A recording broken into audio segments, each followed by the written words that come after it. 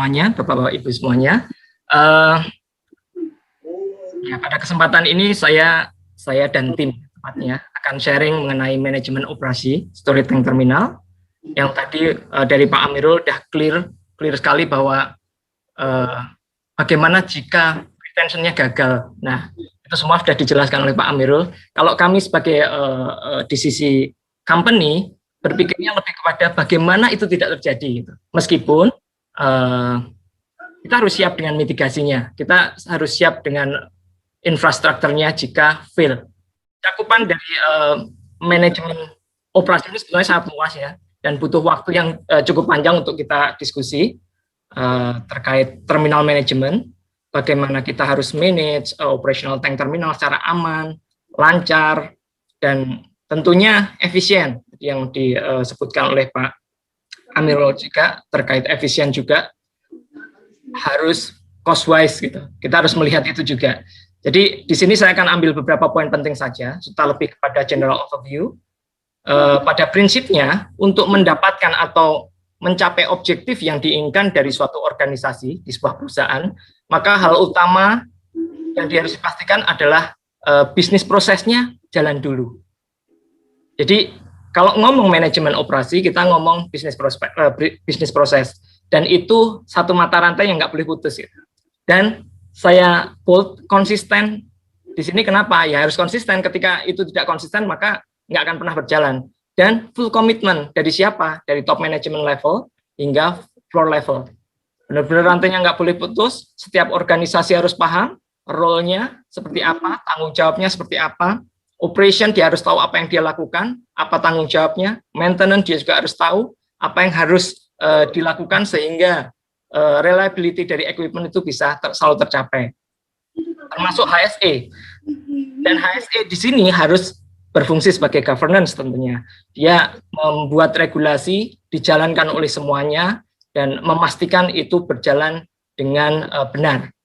Dan semua itu nantinya akan dikelola, disupport juga dengan departemen lainnya atau fungsi-fungsi support lainnya, dan dikelola di bawah terminal management platform. Di sini saya akan menitikberatkan pada control of work atau biasanya dikenal dengan manajemen kerja. Untuk apa? Karena ya standar inilah yang akan mengatur bagaimana proses kerja didefinisikan, kemudian diatur, dia dievaluasi agar semua yang dapat pekerjaan itu dapat dilakukan dengan aman, efektif, efisien. Baik itu yang sifatnya rutinitas maupun non-rutinitas. Next, Mbak. Oke. Masih bagian dari control of work, kita mengenal ada dua tipe task yang harus dikontrol. Pertama adalah rutinitas, artinya aktivitas yang rutin dilakukan, contohnya day-to-day activity di operation. Contohnya adalah ship in atau ship loading, unloading, truck loading, unloading, kemudian intertank transfer. Nah, itu sesuatu yang rutin dilakukan. Semua aktivitas ini sudah diidentifikasi bahaya dan resikonya dengan full risk assessment, serta tentunya di cover di dalam SOP atau work instruction. Kemudian ada juga yang sifatnya non-rutin task. Ini aktivitas yang sebaliknya, teman-teman. Nggak rutin, tentunya juga belum tercover dengan SOP atau WI, belum dilakukan full risk assessment. Ya, contoh yang bisa kita berikan adalah maintenance dan aktivitas maintenance dan inspeksi, serta aktivitas operasi lainnya di luar rutin job tentunya. Jadi, dan sebetulnya di control of work ini yang kita benar-benar atur, kita benar-benar concern itu adalah di non-rutinitas ini. Kenapa? Seperti kita ketahui bahwa sebagian besar pekerjaan di dalam suatu terminal itu dilakukan oleh third party atau pihak ketiga atau kontraktor. Next. Lanjut.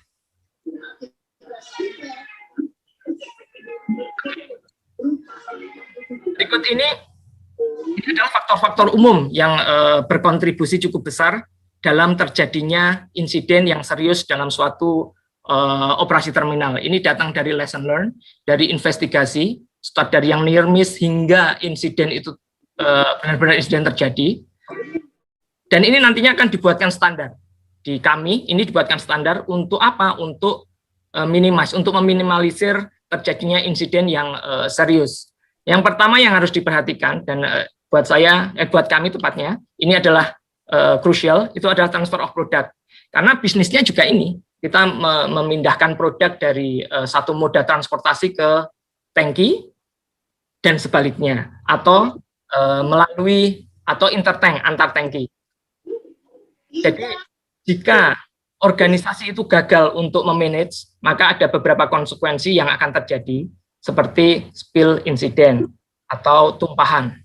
Kemudian ada kemungkinan lagi adalah kontaminasi produk, bahkan mungkin akan terjadi seperti adanya reaksi kimia jika yang yang adalah bahan-bahan kimia, yang tentunya bisa mengakibatkan gas elektrostatik atau terjadinya pelepasan elektrostatik yang nggak terkendali, ya ujungnya akan mengarah kepada fire incident, yaitu di tangki atau di area lainnya atau di moda transportasinya. Selanjutnya, saya tidak akan detail nih membahas faktor-faktornya karena saya yakin semua sudah memahami konsekuensi jika organisasi itu gagal untuk mengontrol hal-hal seperti management of change. Karena jika ada perubahan, kemudian kita tidak kontrol, banyak kejadian hanya gara-gara tidak teridentifikasi dan tidak dianalisa, tidak tahu bahaya dan azabnya, kemudian langsung diimplementasikan, ada modifikasi dan diimplementasikan, akhirnya itu banyak terjadi yang karena kontribusi MOC, kemudian gagal di permit to work atau izin kerja.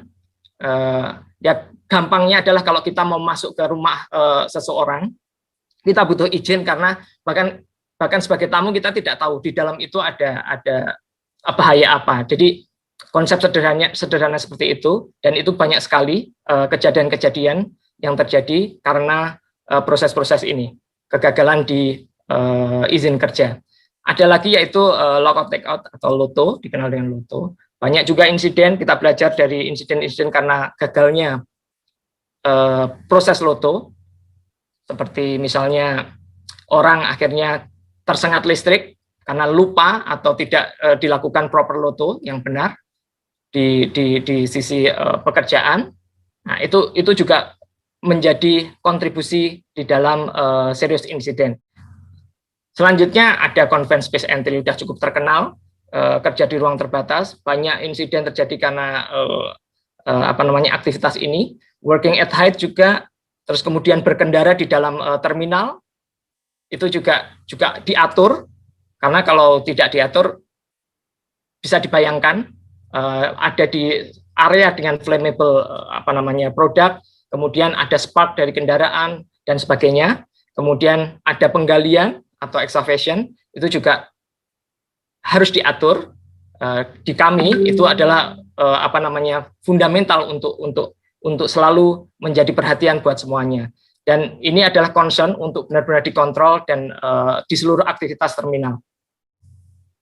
Berikutnya ini apa yang harus diperhatikan dan dilakukan agar semua proses operasi itu dapat berjalan dengan lancar, aman tentunya, ya efektif dan efisien. Tentunya dalam organisasi semuanya itu harus dilengkapi dengan sumber daya manusia yang handal. Ini disebutkan tadi, harus orang yang handal, orang yang kompeten dalam role-nya. Dan kita tahu bahwa memanage people, memanage orang ini sesuatu yang tidak mudah. Kita harus memastikan semuanya berkomitmen. Setelah semuanya sudah kompeten, orang juga harus punya komitmen dan konsisten dalam menjalankan pekerjaannya. Artinya tidak hanya orang itu punya skill yang bagus, punya kompetensi yang bagus, tetapi juga harus attitude di sini, dan itu tidak mudah. Apalagi di dalam operasi terminal kita akan selalu dibantu oleh kontraktor. Nah, sehingga apa yang bisa dilakukan? Yang dilakukan ada beberapa cara seperti training. Dari training itu sendiri kita harus melihat ada regulatory training, kemudian ada juga yang competence based training. Jadi itu semua yang akan menjadikan sumber daya manusia kita itu akan menjadi lebih baik, kompeten, kemudian handal untuk melakukan pekerjaan sehari-hari. Tetapi ingat, masih ada kontraktor. Bagaimana? Nah, apa yang dilakukan di perusahaan kami, mereka juga diberikan training. Awal dengan safety induction, kemudian diberikan training terkait apa yang akan dia butuhkan. Misalnya dia akan melakukan pekerjaan terkait dengan mooring, ya dia harus tahu apa bahayanya, harus tahu apa yang dilakukan, dan semuanya dibekali. Selain itu, kita juga implementasi CSMS atau Contractor Safety Management System, karena ya CSMS ini menjadi pilihan untuk memanage mereka. Kemudian yang kedua itu fokus kepada desain aset dan aset integrity. Desain aset ini tentunya merujuk kepada gimana sih kalau desain aset, artinya pada saat itu dibangun, misalnya terminal dibangun, kita mau bangun tangki. Nah, kita harus ada rujukan. Rujukannya ke siapa? Rujukannya ada beberapa hal yang harus dilihat pada saat basis of design-nya. Pertama adalah melihat dari sisi local regulation, apakah ada rujukannya. Kedua, local standard company-nya. Jadi, apakah perusahaan itu punya standar untuk membangun tangki misalnya. Yang ketiga yang biasa digunakan adalah rujukan kepada international code standard. Contohnya misalnya tangki akan dibangun, kalau merujukannya ke Amerika ya, tangki akan dibangun dengan EPA 650. Kemudian kalau rujukannya ke Eropa, dia akan pakai EN 14015 misalnya. Dan ada aset integrity, artinya setelah dibangun nantinya kita harus memaintain. Nanti kalau saya kutip dari yang Pak Amirul tadi, ada maintenance dan inspection. Nah, juga itu wajib dilakukan dan itu harus dilakukan gitu. Kalau rujukan pertama atau dibangun dengan IPN 650, ya kita wajib untuk merujuk maintenance inspection-nya pakai code standarnya API 653. Sebaliknya kalau yang dipakai di Eropa ya EN 14015, berarti kita akan merujuk juga kepada MWA 159. Jadi itu akan selalu jalan dan selaras. Termasuk di dalamnya bagaimana fire protection and control-nya. NFPA akan include di dalamnya di basis of design. Nantinya histori dari hasil inspeksi itu sangat penting buat kita, karena ini akan memberikan gambaran remaining life-nya suatu tangki. Karena tangki itu sendiri adalah safety critical asset. Next-nya terkait operational atau yang dikenal operational control. Umumnya ini berupa dokumen, berupa policy, SOP atau WI, terus bagaimana kita mempersiapkan rencana kerja aman, legal compliance. Nah, ini penting sekali. Kita bekerja atau kita mengoperasikan suatu bisnis harus benar-benar terjamin legalitasnya, artinya kita punya license-nya, bisnis license-nya ada, dipegang, dan tidak ada pelanggaran di situ. Nah, itu bagian dari operational control. Kemudian gap analysis, ini penting dilakukan, karena gap analysis itu artinya seperti ini. Ketika kita mengetahui suatu standar, dan kita mengimplementasikan standar itu, kita akan tarik standar itu balik, dan kita akan cek apakah misalnya fire protection, apakah yang sudah ada infrastruktur kita itu sesuai dengan standar. Kalau tidak, bagaimana gitu. Bagaimana itu akhirnya akan muncul action plan, dan bagaimana kita at least memenuhi atau close dengan standar itu, minimum requirement-nya tercapai. Nah, itu perlu dilakukan, dan ini bagian dari bagaimana kita memanage terminal. Yang terakhir, semua hal tersebut yang sudah dilakukan semuanya dipastikan dia on track. Dengan apa? Dengan melakukan verifikasi serta audit. Ada berbagai macam audit, artinya di dalamnya seperti safety audit, kemudian ya orang banyak mengenal juga seperti SOR, Safety Observation Round, atau Process Observation Round, juga ada Business Process Audit. Nah, itu semuanya dilakukan, karena outcome-nya adalah room for improvement, ada ruang untuk melakukan perbaikan terus-menerus, dan pada akhirnya kita akan punya action plan yang tepat, dan harus di-follow up, itu yang penting. Melihat beberapa insiden, ada beberapa temuan, kemudian dari temuan tersebut hanya dia ketahui, tapi tidak ada follow up yang dilakukan. dan pada akhirnya muncul insiden yang besar. Nah, itu contoh-contoh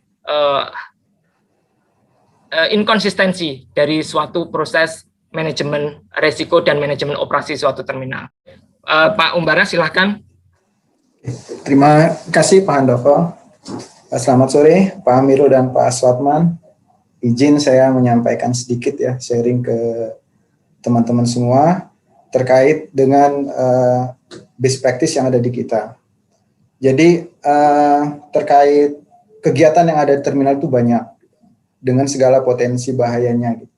Tetapi yang mau kita sampaikan di sini adalah core atau inti dari aktivitas kita, yaitu transfer produk atau bahasa Indonesia-nya perpindahan produk ya.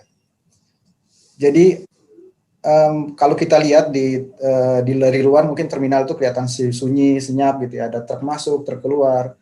Tapi intinya ada 3 kegiatan di dalam, yaitu penerimaan atau receiving, kemudian penyimpanan atau storage. Yang di dalamnya itu storage itu biasanya ada transfer antar tangki, kemudian delivery atau pengiriman. Pengiriman juga bisa ada 2, bisa menggunakan truk atau menggunakan kapal. Di sini kami akan menjelaskan best practice kami. Kalau mau dilihat di breakdown prosedur banyak yang harus diperhatikan ya. Tapi di sini adalah key point saja dalam transfer produk pada saat ship loading atau unloading. Yang pertama, poin pertama adalah sea vetting atau bird feed check. Di sini kami melakukan vetting atau bird feed check. Mengapa kami melakukan ini? Karena kapal yang datang ke kami adalah kapal dari luar yang kami tidak kenal, dan kami tidak pernah, mungkin belum pernah sebelumnya datang ke terminal kami. Jadi kita perlu melakukan sea vetting atau bird feed check. Ini pertama yang kita lakukan adalah bird feed check dengan melihat questionnaire 88 atau Q88. Di situ ada, kita bisa lihat apakah kapal itu bisa sandar di jeti kita, intinya seperti itu. Kemudian apakah kapal itu secara legal masih bisa digunakan atau fire sistemnya masih bagus dan segala macam. Ini di dalam vetting ya. Kita ada checklist vetting dan ini dilakukan terutama untuk kapal-kapal yang baru. Kemudian yang kedua adalah order atau rekonfirmasi. Jadi untuk transfer produk dari satu titik ke titik yang lain, umpamanya dari kapal ke tangki, atau dari transfer dari tangki ke tangki lagi, atau dari tangki ke truk, itu kita ada order. Nah, order ini harus jelas dan tertulis dari asalnya, sumbernya kemana, akan dikirim kemana, kuantitinya berapa, kemudian akan menggunakan line yang mana gitu. Karena order ini sangat penting bagi kita, karena kita akan mengecek terutama ketersediaan ruang. Tangki kita cukup, kemudian kalau jika ingin transfer ke truk, dari kuantitinya masih cukup juga untuk ditransfer ke truk, seperti itu. Dan order yang kita terima dari customer itu akan kita verifikasi lagi secara tertulis balik untuk memastikan, kita feedback bahwa prosedur order itu sesuai kuantitinya, tangki yang akan digunakan juga. Gitu. Kemudian yang berikutnya adalah ship source safety checklist. Ini adalah standar internasional ya. Teman-teman mungkin semua sudah paham. Ini adalah checklist untuk menyatakan bahwa kesiapan dari pihak terminal secara safety, dari pihak terminal atau pihak kapal sebelum melakukan transfer melalui kapal ya, dari kapal ke tangki atau sebaliknya. Kemudian line up juga ini hal yang terpenting, karena jika line up ini salah, itu akan terjadi banyak insiden ya, seperti terutama kontaminasi dan spill atau tumpahan gitu. Jadi ini harus diverifikasi juga line up. Kemudian permissive filling level. Jadi di kita itu tangki kita itu ada maksimum filling level. Jadi tangki kita itu maksimum bisa diisi di level atau di volume berapa. Itu harus ada harus diketahui gitu. Jadi jika ada produk akan ditransfer kuantiti sekian, apakah cukup batas itu sesuai dengan level itu, atau butuh tangki lain gitu untuk untuk menampung produk tersebut. Nah, di atas filling level kita juga ada namanya alarm ya, high alarm, kemudian ada lagi high alarm, dan terakhir kita ada juga level switch, independent level switch high alarm. Jadi antar alarm ini itu ada jeda waktu, jika aktif kita masih bisa respon untuk stop aktivitas. Jadi masih ada 3 proteksi ke atas. Dan yang terakhir itu adalah level switch high alarm, itu interlock dengan valve. Jadi jika itu menyentuh, dia otomatis akan nutup. Kemudian pumping rate. Pumping rate ini kaitannya dengan elektrostatik ya. Kita ada initial rate, kemudian ada maximum rate. Pumping rate agreement ini diperlukan juga dengan pihak kapal dan kita, kesesuaian dari sistem kapal dan kesesuaian dengan sistem terminal. Initial rate, jika tangki kosong, itu laju alirnya itu harus 1 meter per second. Kemudian untuk maximum rate, setelah dia submerge, terendam, dia maksimumnya laju alirnya ya, bukan flow rate ya, laju alirnya 7 meter per second. Kemudian pressure test ini juga penting. Pressure test ini atau leak test lah ya, memastikan koneksi antar kapal dengan terminal itu bagus, tidak ada kebocoran. Ini perlu juga dilakukan. Kemudian monitoring dan verifikasi. Monitoring ini diperlukan pada saat setelah pompa running gitu ya. Biasanya kita akan monitoring, kita cek sistem piping itu, kita secara visual kita urut gitu, pipa ada bocor atau tidak. Kemudian volume juga secara hourly kita record, kapal nerima berapa, kita nerima berapa. Jika ada perbedaan, kita coba verifikasi, mungkin ada produk lari ke tangki yang lain atau ada bocor di tempat yang lain. Tangki-tangki yang lain pun kita monitoring, terutama yang memiliki header yang sama ya, untuk memastikan bahwa tidak ada produk itu lari ke tangki yang lain. Kemudian relaksasi time ini juga terkait dengan elektrostatik ya. Jika ada tangki yang habis melakukan suatu operasi penerima lah, umpamanya menerima produk, kita butuh relaksasi time sebelum untuk digunakan atau sebelum kita melakukan dipping. Dipping itu mengukur level tangki menggunakan pita ukur ya. Itu standarnya minimal 30 menit baru kita bisa melakukan untuk membuat settle ya, elektron yang ada di tangki itu, elektrostatiknya itu bisa berkurang. Kemudian yang perlu diperhatikan juga adalah floating rope dan pigging ya. Kita ada aktivitas pigging. Aktivitas pigging itu adalah pengosongan tangki dengan menggunakan pick. Jadi kita menggunakan pick didorong dengan nitrogen. Nah, ini penting juga diperhatikan untuk kondisi tangkinya. Tangki itu spesifikasinya harus mempunyai diffuser. Diffuser itu adalah pipa yang berfungsi untuk memecah pressure.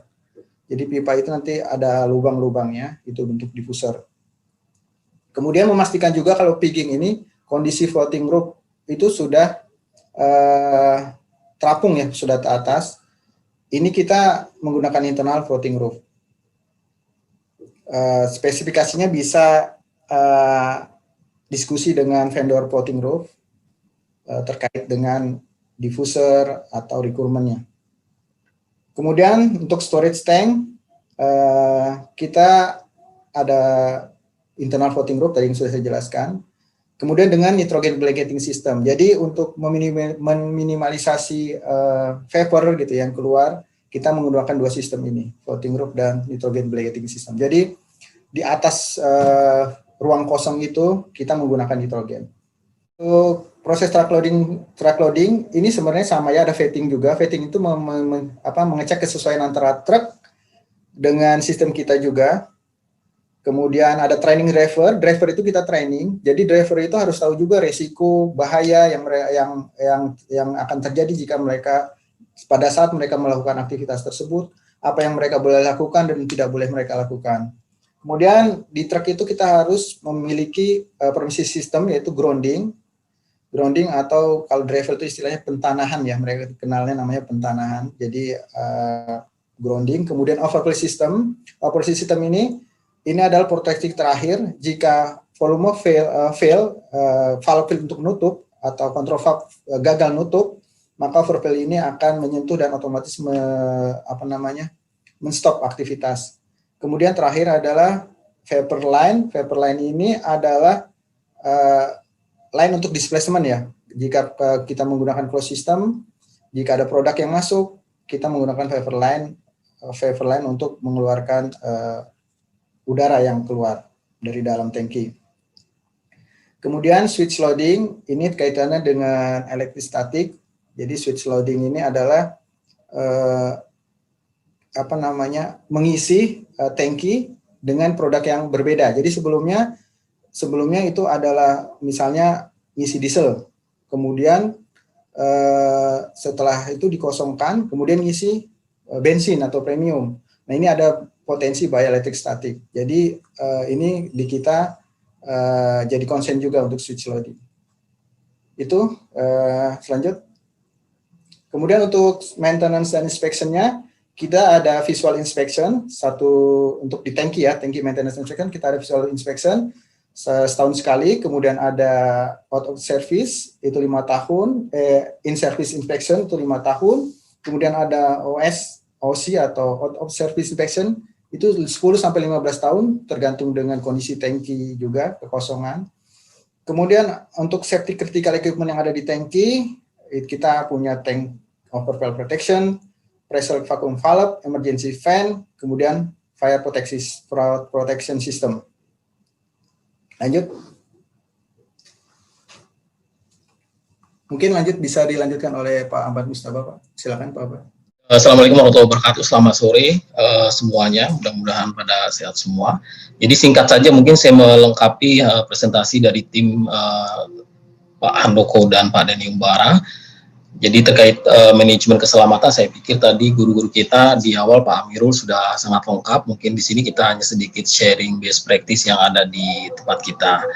Kita fokuskan di sini mungkin kepada sumber daya manusia itu sendiri, kemudian nanti bicara sedikit terkait masalah fasilitas peralatan, dan yang tentunya tidak kalah penting adalah prosedur. Nah, terkait masalah kompetensi atau sumber daya manusia, kita tidak terlepas dari bicara terkait masalah kompetensi daripada personil. Untuk bicara kompetensi personil, setidaknya ada 2 hal yang biasa kita implementasikan untuk sebagai fokus area. Yang pertama adalah tim emergency response, kemudian yang kedua adalah petugas atau inspektor dari setiap facility atau alat-alat pemadam yang ada di site kita. Untuk tim tanggap darurat sendiri, tentu pekerja yang seperti kita ketahui, pekerja di lapangan khususnya dan personel keamanan biasanya security adalah umumnya orang-orang yang dihadapkan pada situasi sebagai frontliner di depan. Ketika terjadi emergensi, orang-orang inilah pekerja-pekerja ini yang akan merespons lebih awal. Untuk itu beberapa poin yang harus dibekali kepada mereka adalah terkait masalah kompetensi, dasar-dasar terkait masalah pemadaman kebakaran. Dan setidaknya di tempat kita at least itu minimal itu ada komposisi tim tanggap darurat meliputi dari komprehensif tim itu ada tentu seorang ahli K3 kebakaran yang sebagai pembuat skenario, kemudian ada seorang koordinator lapangannya, kemudian ada petugas P3K, di sana juga harus ada petugas personal gas detektor dan lain sebagainya. Kemudian untuk personel inspektor sendiri terkait masalah inspektor alat pemadam kebakaran, tentu seperti yang di awal tadi disampaikan Pak Amirul, benar bahwa APAR itu adalah alat pemadam api yang sangat ringan untuk initial fire ya ketika ada api kecil. Tapi segala sesuatu pasti akan diawali dari hal yang kecil, sehingga yang kecil ini menjadi salah satu fokus area di tempat kami juga, bahwa hal yang kecil ini menjadi frontliner juga untuk kita bisa mengoperasikan secara maksimum. Untuk itu petugas yang diberikan peranan tanggung jawab untuk melakukan pemeriksaan alat pemadam kebakaran itu juga kita bekali dan pengetahuannya dengan keterampilan ya tentu disesuaikan dengan regulasi yang ada di luar internal training. Kalau kita bicara merefer ke regulasi, tentu banyak yang dipersyaratkan, mulai dari tadi disinggung Pak Amirul, misalnya jarak antar apar harus berapa meter, kemungkinan ketinggian aparnya, dan seterusnya. Dan yang pasti, apa yang menjadi requirement dari regulasi itu perlu kita komunikasikan secara benar kepada petugas-petugas yang kita berikan tanggung jawab untuk melakukan pemeriksaan alat-alat keselamatan. Baik, ini terkait masalah beberapa kompetensi yang relevan di tempat kami yang selama ini kita jadikan reference untuk melakukan pelatihan-pelatihan pada tim emergency response. Sehingga ada beberapa dasar regulasi, saya pikir tidak perlu detail saya sharing di sini. Di situ ada ahli keselamatan K3, koordinator, kemudian petugas gas detektor dan lain sebagainya. Baik, yang berikutnya adalah terkait masalah fasilitas ya, atau facility di peralatan proteksi. Tentu kalau kita bicara masalah equipment atau peralatan, tidak lepas dari inspeksi dan testing atau pengetesan. Kalau kita bicara peralatan juga, kita akan fokus di area di mana ada sistem proteksi dan sistem proteksi aktif dan proteksi pasif. Untuk inspeksi dan testing menjadi salah satu hal yang paling vital atau diprioritaskan di tempat kita, di mana di sini semua fasilitas proteksi kebakaran, baik yang sistemnya proteksi aktif maupun pasif, itu dipastikan untuk secara reguler dilakukan inspeksi atau pengetesan.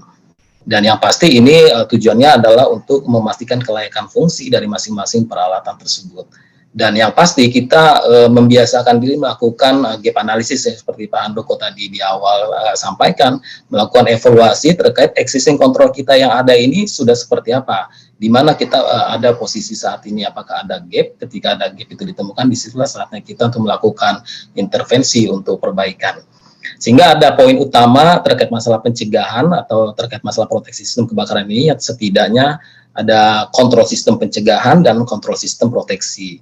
Untuk pencegahannya tentu sumber energi dan panasnya kita mengontrolnya seperti salah satunya tadi bagaimana kita memisahkan triangle yang segitiga api yang sudah dibahas tadi di awal, kemudian kita mengontrol bagaimana supaya interaksi sumber bahan bakarnya, kemudian mengontrol juga bahan bakar yang kita handling, karena memang ini menjadi main bisnis daripada usaha itu sendiri. Untuk kontrol sistem proteksi, tentu sumber ketersediaan daripada masing-masing resource itu kita pastikan. Bagaimana ketersediaan air, kemudian bagaimana terkait masalah kebutuhan air dan foam misalnya, kemudian kesiapan fasilitas-fasilitas peralatan, baik itu pompa, fasilitas apar, atau alat-alat yang lain yang sifatnya pasif, seperti detektor dan lain sebagainya. Ya, terkait masalah kontrol sistem pencegahan, lebih di spesifiknya kita membahas juga masalah security dan eliminasi sumber kebakaran, kemudian instalasi listrik dan penangkal petir jika memang itu ada, ya, kemudian pengendalian daripada listrik statis yang tadi bagian dari transfer of product. Kemudian mengontrol interaksi sumber bahan bakar, apa saja yang biasa kita lakukan adalah mengenai kita memastikan pasti bagaimana fasilitas primary containment kita, kemudian tank manual kita atau sistem tanggul kita seperti apa, kemudian sistem drainase, kemudian jarak aman antar tangki, dan ini tentu memerlukan kesesuaian dengan requirement safety requirement yang ada di beberapa standar. Kemudian terkait masalah kontrol pekerjaan panas yang seperti di awal tadi, bagaimana hot work permit system itu dikontrol, ya pasti untuk bisa mengklasifikasi area-area mana saja atau berbahaya atau biasa disebut dengan hazardous area. Kemudian bagaimana untuk mengontrol bahan bakar, ya eliminasi. Tentu eliminasi sangat tidak mungkin, misalnya apakah kalau eliminasi tidak mungkin, berarti ada sistem pengendalian apa yang biasa yang dilakukan. Ini beberapa tahapan-tahapan yang secara implementasi dilakukan. Sementara untuk kontrol sistem proteksi sendiri, seperti yang tadi untuk ketersediaan air, kita akan yang kita lakukan di sini adalah kita menggunakan dua sumber air, misalnya air tawar dan air laut, untuk supaya backup limitasi daripada sumber air itu sendiri. Untuk foam, setelah kita lakukan tentu di awal seperti yang tadi Pak Amirul paparkan, untuk melakukan fire risk assessment, kita sesuaikan dengan kira-kira jenis foam apa ya yang kira-kira memang sesuai dengan produk-produk handling berdasarkan safety data sheet-nya. Dan yang pasti kita konsentrasinya apakah masih efektif atau tidak dengan melakukan sampling secara rutin, stok levelnya untuk memastikan secara quality sampling rutin dilakukan beberapa bulan sekali, seperti itu. Kemudian instalasi yang pasti terkait masih masalah foam juga adalah sistem instalasi daripada foam system itu sendiri, mulai dari foam pompanya, mengenai kapasitasnya, kemudian perlindungan cairan yang mudah terbakar yang terkandung di dalam roof tanki yang ada dan lain sebagainya. Jadi itu kurang lebihnya best practice yang kita terapkan dari sisi manajemen keselamatan di area Jakarta Tank Terminal.